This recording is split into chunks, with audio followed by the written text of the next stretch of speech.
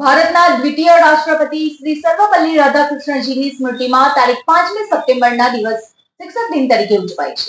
શિક્ષક દિનના પાવન અવસરે રંગ ઇન્ટરનેશનલ સ્કૂલનું પરિસર આજે જ્ઞાન, સન્માન, આનંદ અને ઉત્સાહથી ખીલી ઉઠ્યું હતું.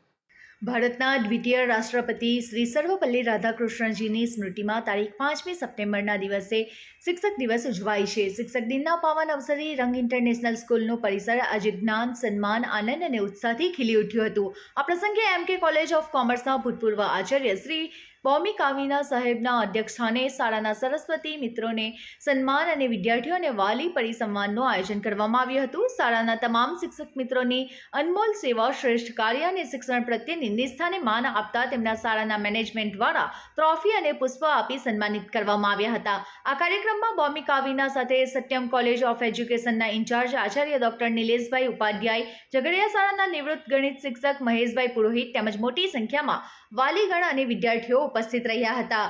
બોમ કાવીના તેમના રમૂજી શૈલીમાં શિક્ષકોના કામની સરાહના કરતા કહ્યું હતું કે શિક્ષક એ સમાજના સાચા ઘડવૈયા છે અને ડેટાના યુગમાં શિક્ષણનું વિદ્યાર્થીઓ સાથેનું ભાવાત્મક જોડાણ જ વિદ્યાર્થીઓને સફળ બનાવી શકશે.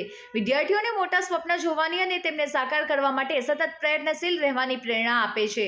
શિક્ષકો અને વિદ્યાર્થીઓને અદ્ભુત પ્લેટફોર્મ પૂરું પાડવા માટે શાળાની કામને સરાહનીય પ્રશંસા કરવામાં આવી હતી.